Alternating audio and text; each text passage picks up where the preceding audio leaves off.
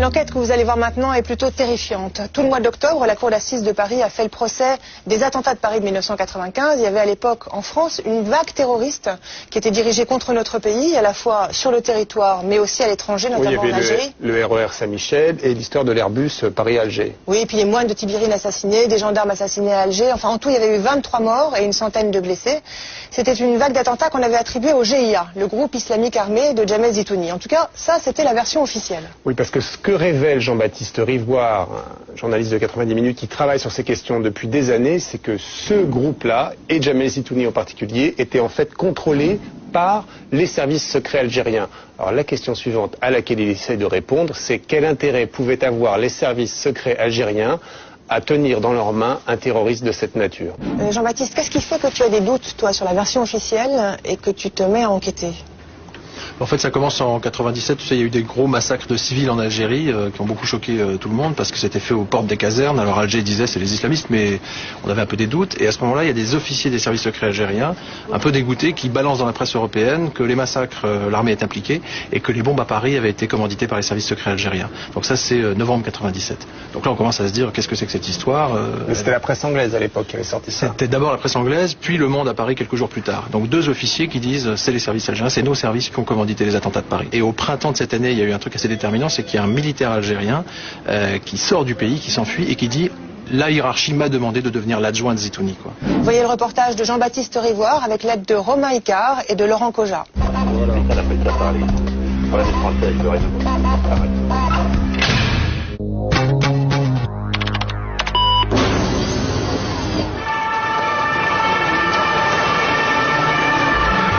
Évacuez par là, s'il vous plaît.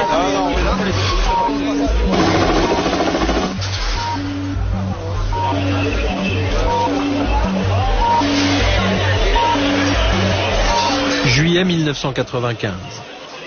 C'est la troisième fois en un an que le GIA, groupe islamique armé, frappe la France de façon spectaculaire, cette fois au cœur de Paris. Le premier attentat remonte au 3 août 1994 avec 5 Français tués par balle à Alger. Le 24 décembre de la même année, un Airbus d'Air France est détourné en Algérie avant d'être pris d'assaut à Marseille. En juillet 1995, ce sont les bombes dans le RER, puis en 1996, l'assassinat des moines de Tibérine. Point commun de tous ces attentats, ils sont attribués à un certain Jamel Zitouni, chef du GIA. Mais aujourd'hui, d'anciens officiers des services secrets algériens affirment que derrière le terroriste Zitouni se cachaient en fait des intérêts beaucoup plus importants. Voici l'histoire d'une incroyable manipulation.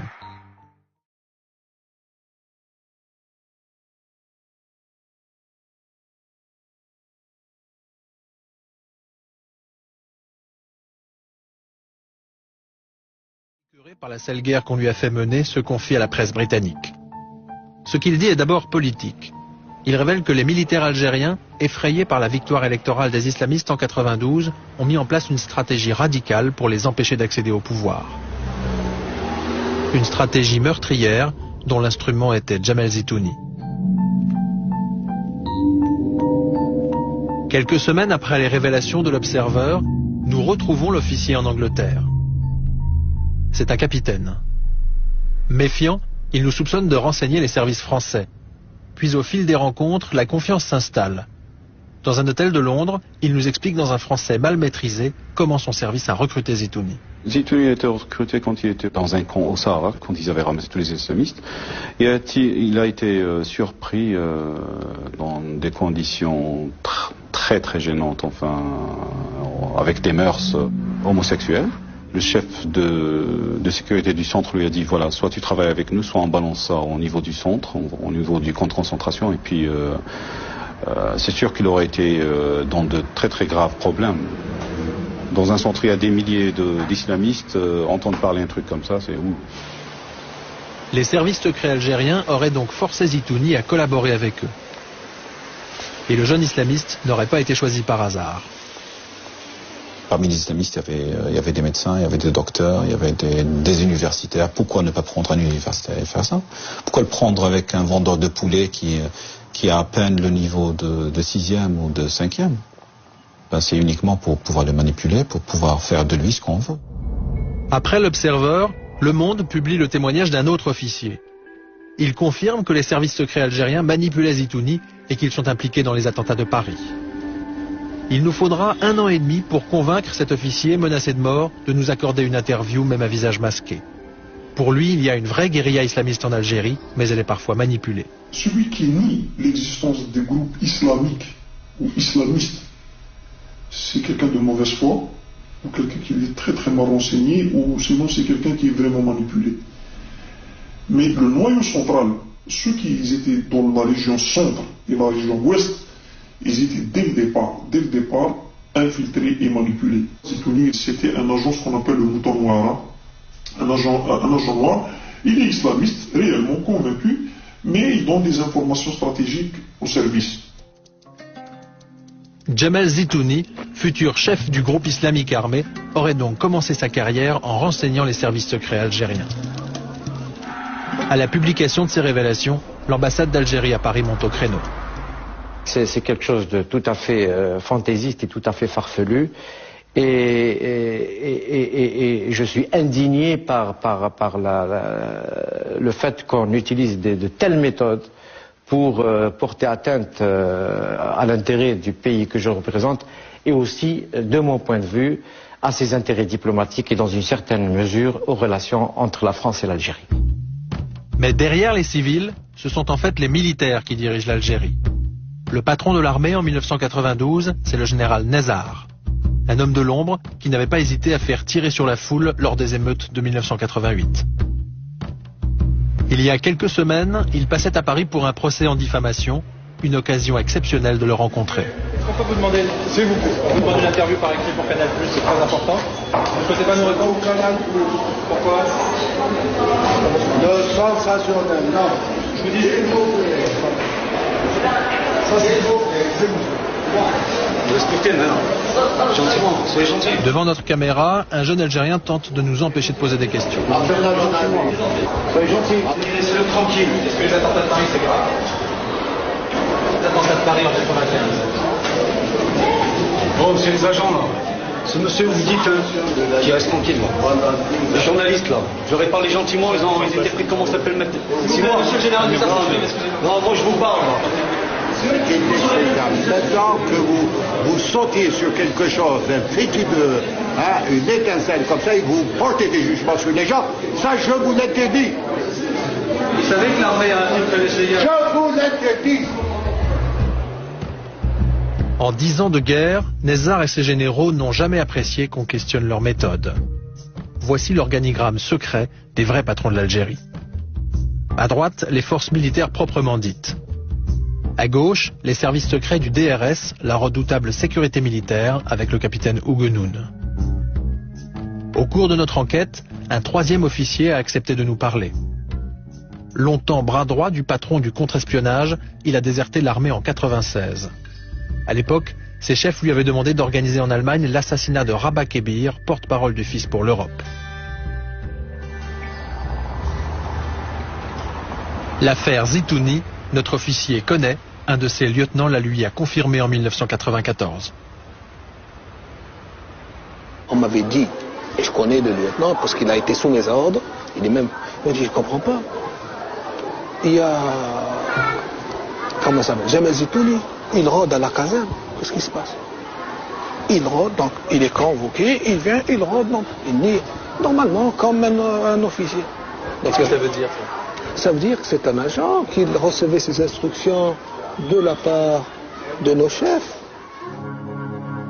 Zitouni circule librement, en effet. En juillet 1994, il est même aperçu au siège des services secrets dans la banlieue d'Alger. Abbas Arwa est universitaire. Il a coordonné l'une des meilleures enquêtes sur le GIA.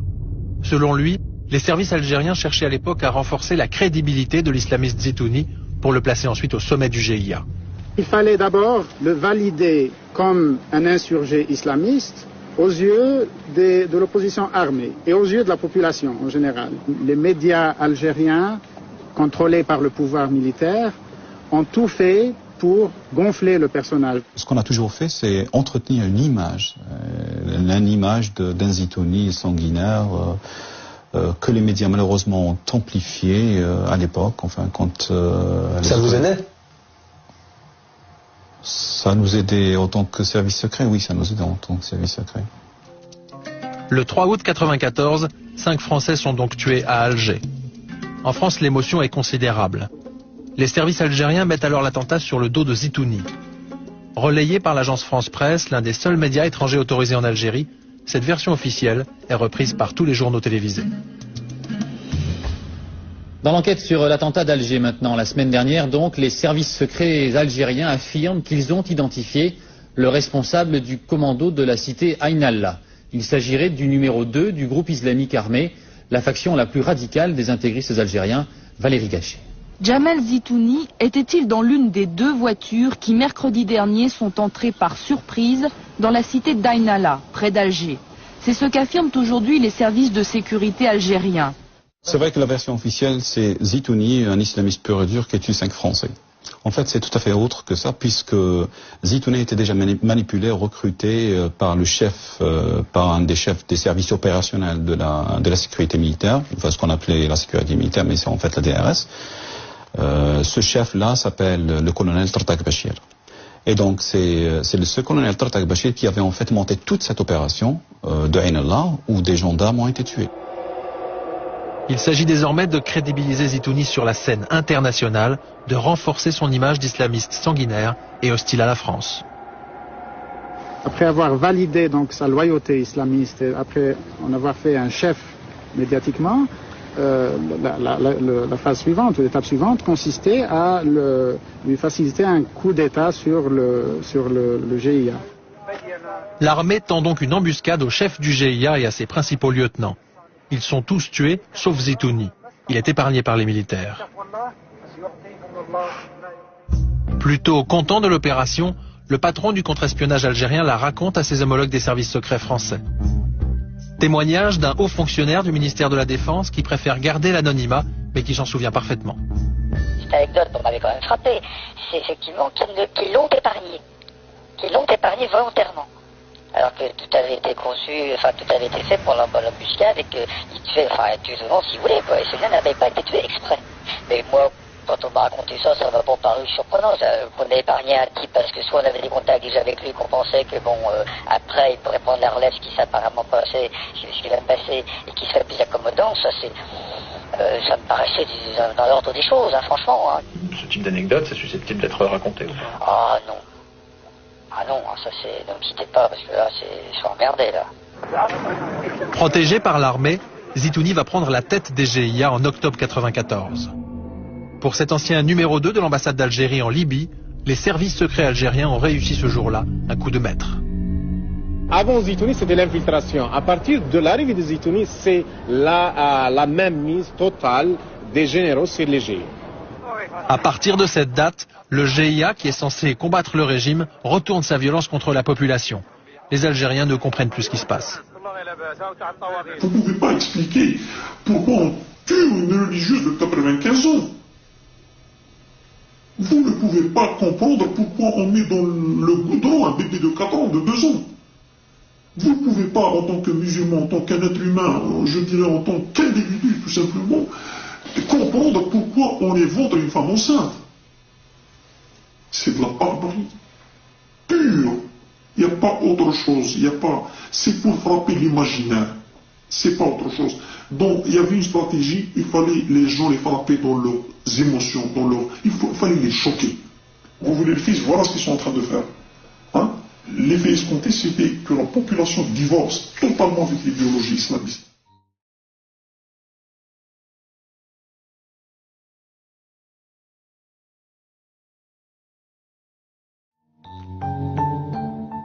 Quand il s'autoproclame chef du GIA, la première chose qu'il fait, c'est qu'il fait exécuter tous les chefs du maquis, donc, et pour les remplacer par ses complices des services de la DRS. Donc il met à la tête des maquis des gens qui lui sont fidèles et qui collaborent avec lui. Après avoir placé ses hommes, Zitouni commence à éliminer les vrais islamistes. Les chefs du fils étant en prison, il se contente de les exclure symboliquement. Mais d'autres dirigeants comme Rabat Kebir, le porte-parole du fils en Europe, ou le cheikh Sahraoui, qui dirige la mosquée de la rue Mira à Paris, sont inscrits sur une liste d'opposants à assassiner. Une liste qui n'aurait pas été établie par Zitouni.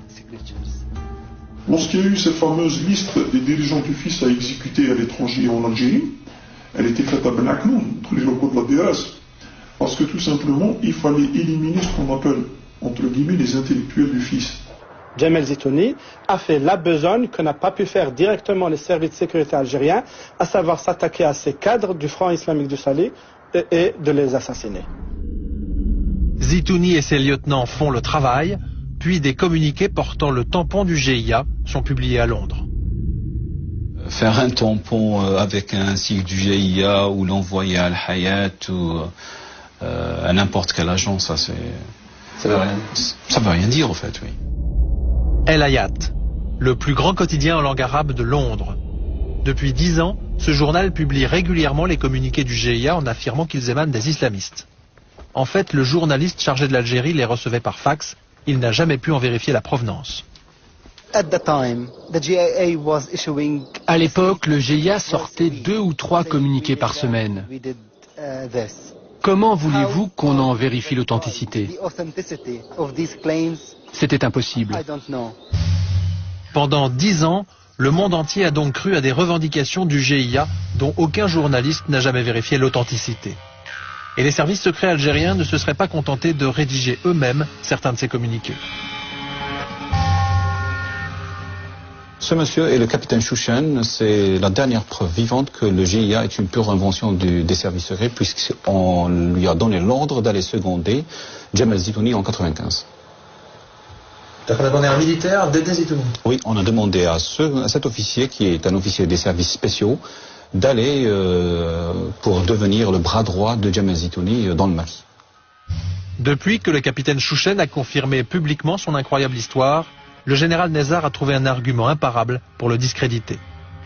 Chouchen est un islamiste convaincu et je le respecte parce que c'est un islamiste convaincu. C'est un officier des forces spéciales algériennes à qui on a demandé, le commandant Abdelrahman a demandé en 1995 de devenir le numéro 2 de Djamel Zitouni, à la tête du GIA. Ça c'est faux. Ça c'est à lui de le confirmer. Soldat d'élite, instructeur des forces spéciales de l'armée, le capitaine Chouchen fut longtemps un officier modèle.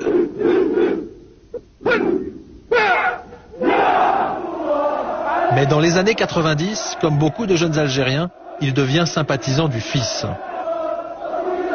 En janvier 92, les islamistes gagnent les élections, mais l'armée interrompt le processus électoral.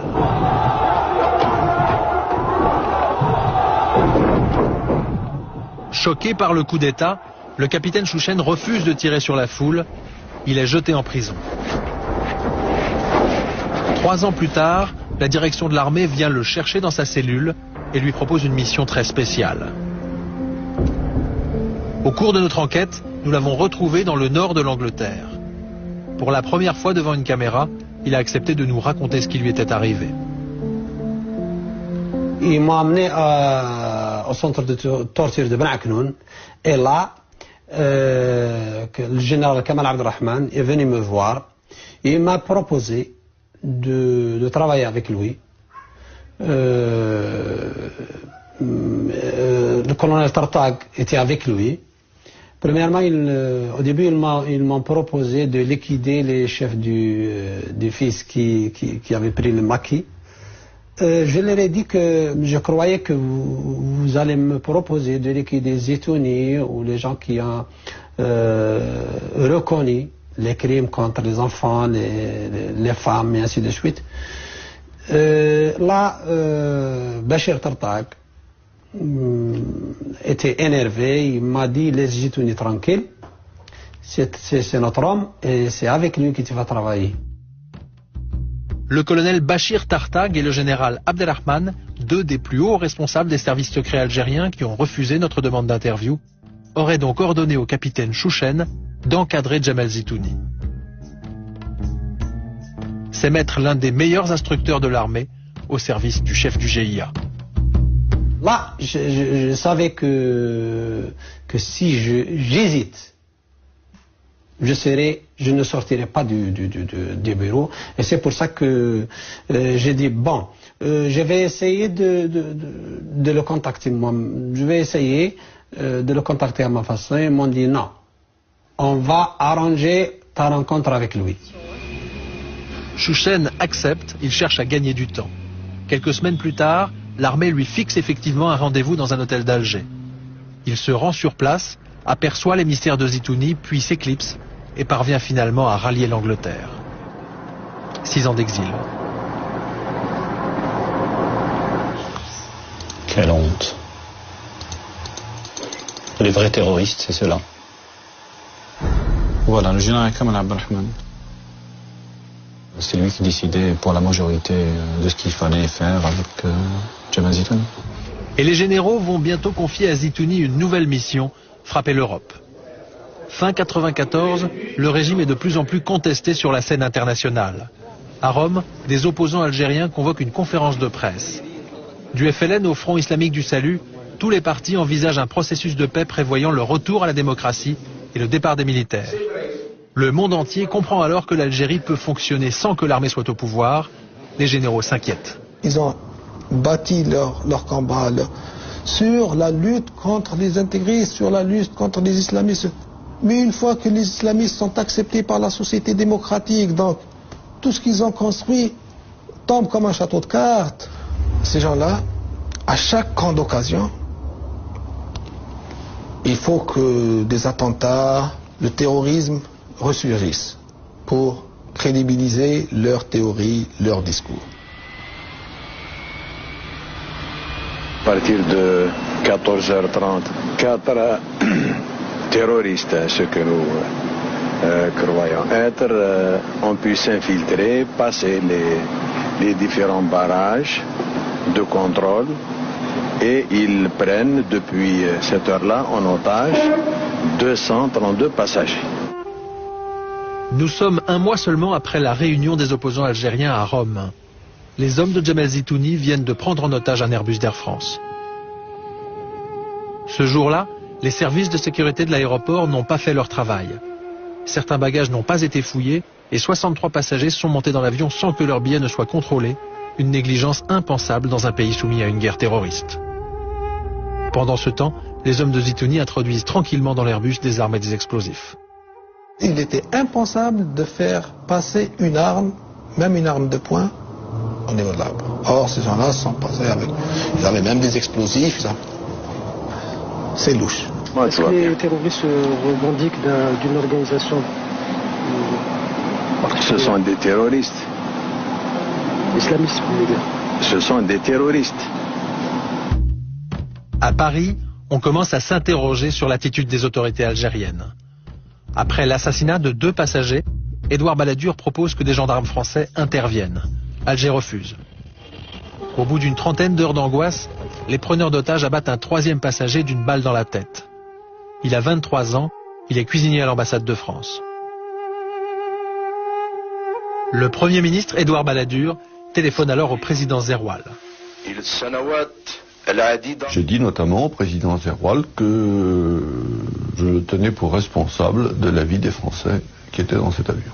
Et que faute de quoi, je prendrais l'opinion et la communauté internationale à témoin du comportement du gouvernement algérien et qui aurait empêché la France de sauvegarder la vie de ses ressortissants. Ça a été assez difficile et peu diplomatique comme conversation. Après ce coup de téléphone, l'Airbus décolle enfin pour Marseille. Le GIGN intervient.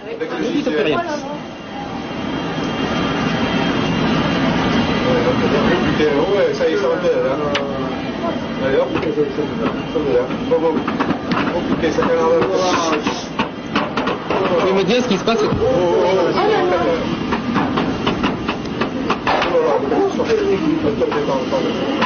Non, ça va.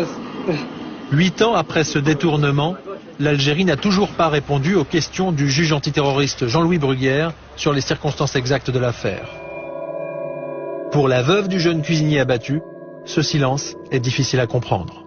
Je ne vois pas l'intérêt du gouvernement algérien de faire obstruction à la justice.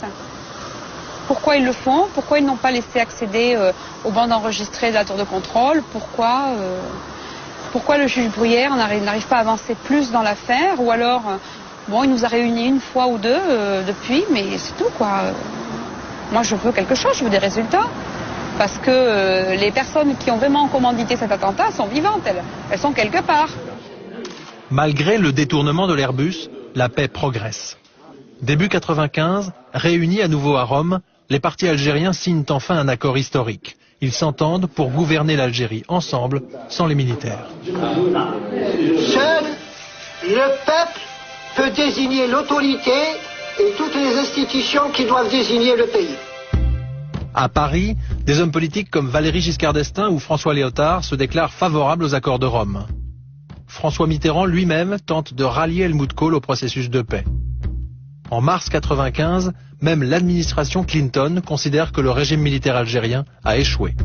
Les généraux se sentent lâchés par la communauté internationale. Le GIA va frapper Paris. À leur arrivée au pouvoir, Jacques Chirac et Alain Juppé seront salués par l'une des plus importantes campagnes d'attentats terroristes jamais organisées en France. Le 15 juin, un quotidien algérien proche des services de sécurité annonce l'arrivée en France d'un commando chargé de commettre des attentats. Le 11 juillet, le cheikh Sahraoui, un des dirigeants du FIS qui figurait sur la liste des hommes à abattre par Zitouni, est mitraillé à Paris. Le 25, c'est la bombe de Saint-Michel. L'affaire sent la manip, d'autant que les vrais islamistes, eux, condamnent ces attentats qui les discréditent auprès de la communauté internationale. Stratégiquement, le FIS n'avait aucun intérêt à se priver de la base islamiste, s'il y a base islamiste en France. Il n'avait aucun intérêt à se couper des pseudo-aides financières qu'il pouvait recevoir de la France. En août, comble de la provocation, un communiqué signé Zitouni ordonne au président Chirac de se convertir à l'islam. Infantilisme ou coup monté des services algériens pour discréditer les islamistes? La question se pose d'autant plus que l'organisateur des attentats de Paris, un certain Ali Touchent, est un personnage bien étrange.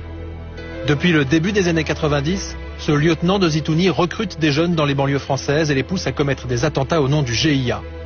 Exemple, Khaled Kelkal, recruté par Touchent et abattu par les gendarmes en septembre 95.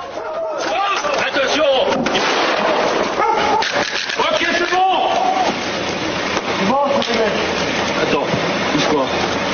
Quand ils ne se font pas tuer par balle, les jeunes recrutés par Touchent sont tous interpellés.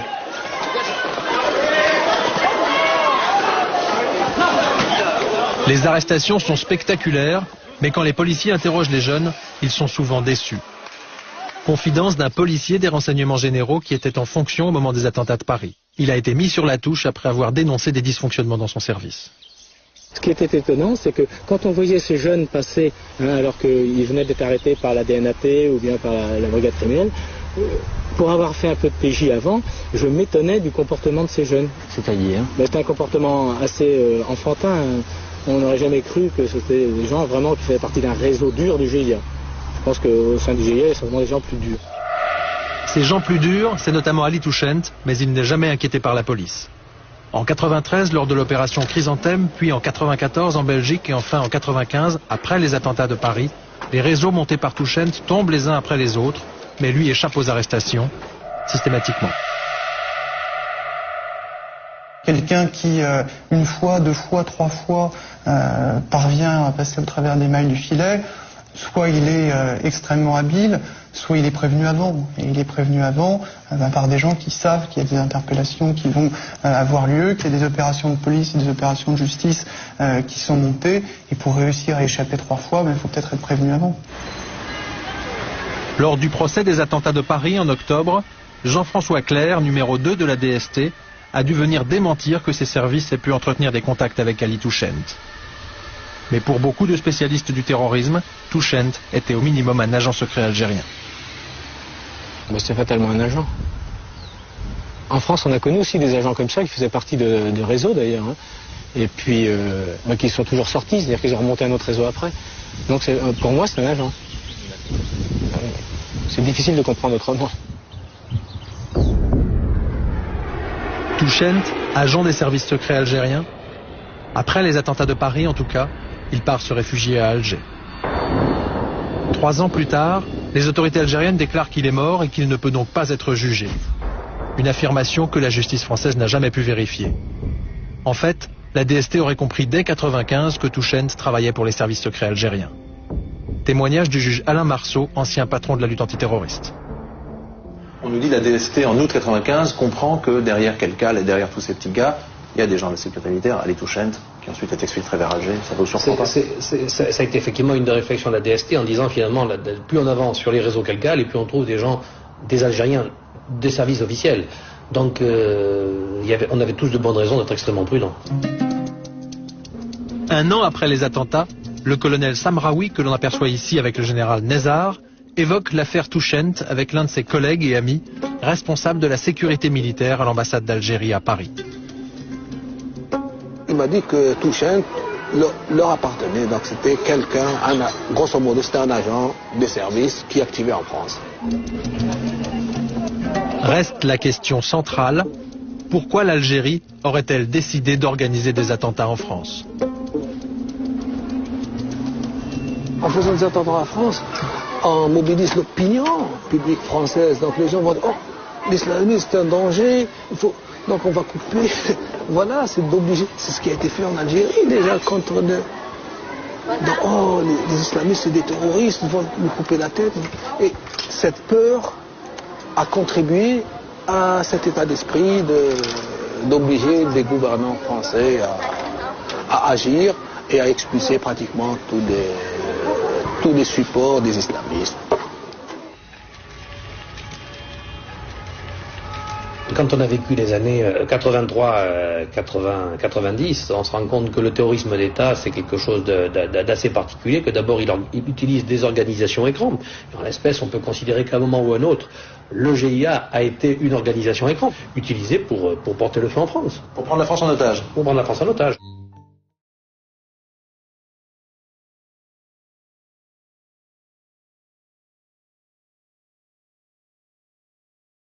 Les attentats de Paris n'auraient donc pas été du terrorisme aveugle, mais des messages envoyés par l'Algérie à la France.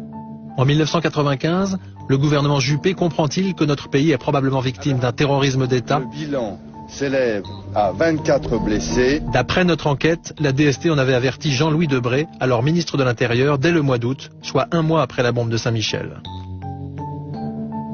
Je fréquente un certain nombre de fonctionnaires de la DST ont eu l'occasion de faire connaître au gouvernement leurs doutes sur l'origine exacte des attentats. Et donc il ne fallait pas être manichéen en disant il y a les bons Algériens qui gouvernent et les mauvais qui commettent des attentats en France. C'était plus compliqué.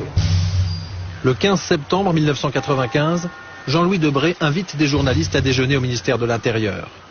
Très rapidement, il se met à parler des attentats. Il a manifestement un message à faire passer. Il nous a donc dit une chose qui a surpris en tout cas un certain nombre d'entre nous, et notamment qu'il avait des doutes sur la responsabilité des auteurs des attentats et qui se demandait si éventuellement une manipulation des autorités algériennes, de la police algérienne était possible. Ça m'a semblé être une information de première importance, en tout cas une information nouvelle. Le lendemain, à la une du Monde, les propos de Jean-Louis Debré, selon lesquels la sécurité militaire algérienne voulait que l'on parte sur de fausses pistes pour qu'on élimine des gens qui les gênent, vont provoquer la colère d'Alger. Le ministre de l'Intérieur va alors faire semblant de ne pas avoir dit ce qu'il a dit. Dans son entourage, on dément formellement l'existence de l'interview et on se réserve d'examiner toutes les suites judiciaires que mérite cette affaire. Mais quelque temps plus tard, Debré confirme ses propos à un journaliste préparant un livre sur Chirac. Dans une rencontre avec lui quelques semaines plus tard, il m'avoue qu'il l'a fait sciemment. Quel est son but?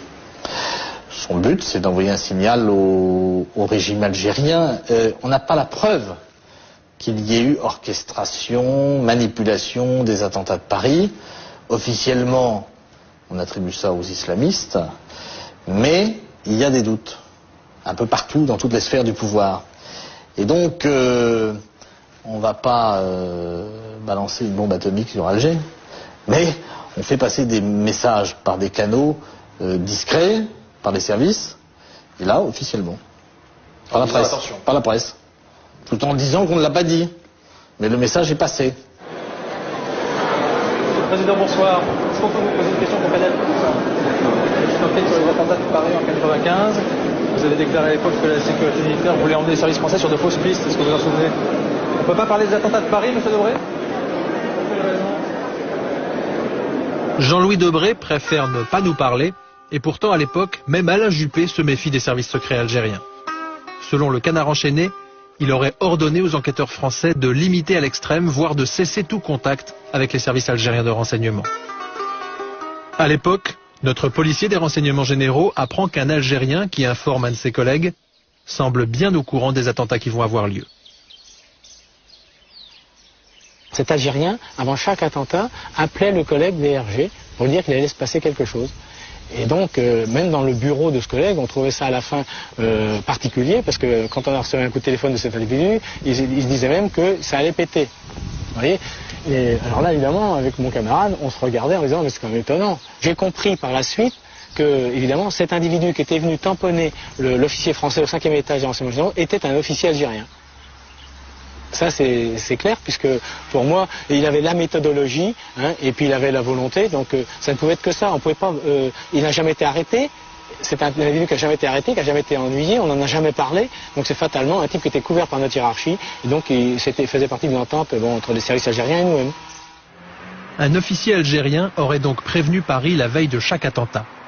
À peine croyable, ce scénario ne surprend pas le juge Marceau.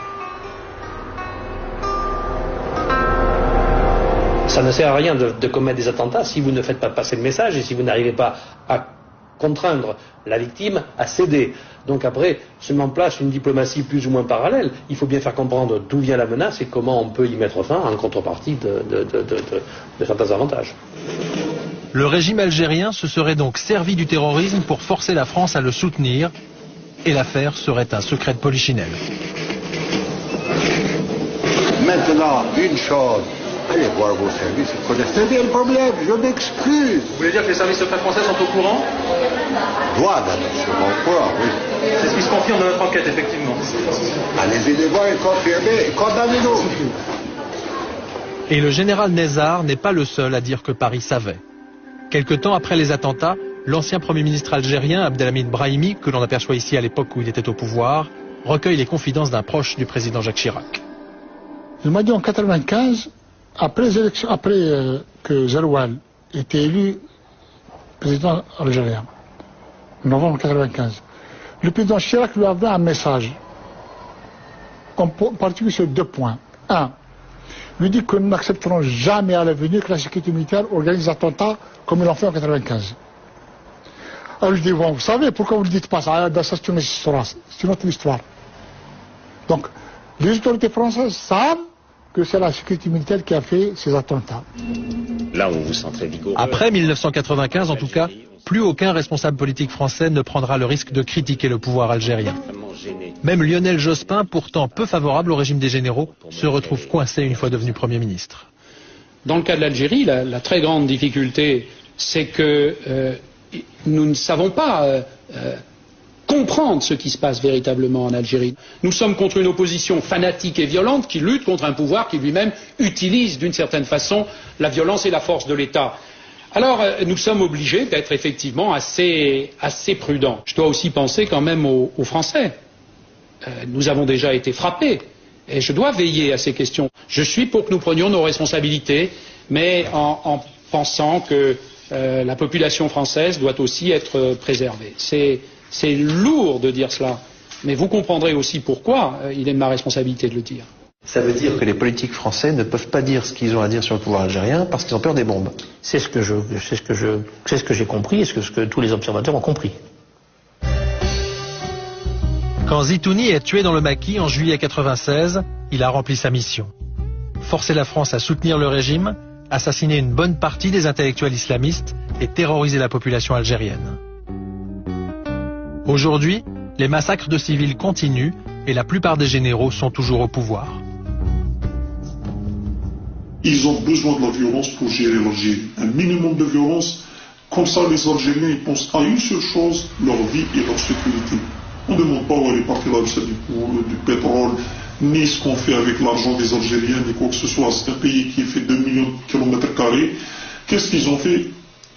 De plus, par rapport à ce qu'elle a fait la France, est-ce qu'ils ont construit une ville nouvelle? Il n'y en a pas. Est-ce qu'ils ont construit des routes, des autoroutes? Il n'y en a pas. Mais on ne se révolte pas parce que c'est dangereux. C'est très dangereux. Qui soutient ces gens-là? À part la France. La France est leur principal soutien. Je ne dis pas la France, mais certains services français, certains services spéciaux français, certaines sphères politiques françaises, bien connues, aident ces gens-là. Et la vente de matériel militaire, c'est une aide supplémentaire pour permettre la survie de ces gens-là, de ces généraux-là. Ce régime, que la France soutient depuis 1992 pour des raisons commerciales, stratégiques ou par peur du terrorisme, a aujourd'hui du plomb dans l'aile. Depuis les massacres de 1997, beaucoup d'Algériens ont compris que le GIA avait souvent servi de couverture aux services secrets pour commettre massacres et attentats. Le gouvernement français, lui, fait comme s'il n'avait rien vu. En 2003, notre pays célébrera l'année de l'Algérie en France.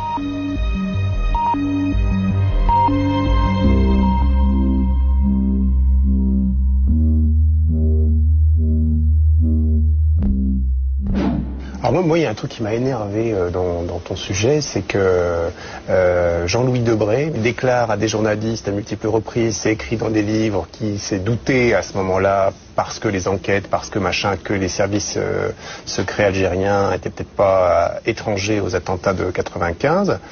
Et là, c'est le no comment absolu. Enfin, on te voit dans le film, tu vas le voir, et il répond rien. Mais enfin, comment on peut ne pas répondre à des questions dont je te paraît? Je sais pas si t'as pas énervé sur le coup. Ouais, c'est d'autant plus énervant que moi je lui ai envoyé des lettres, une demande d'interview par écrit pendant 2 mois, quoi. Et il m'a jamais pris au téléphone. Il fait répondre par ses services qu'il veut pas répondre. C'est un truc inimaginable dans un pays anglo-saxon, quoi. Inimaginable.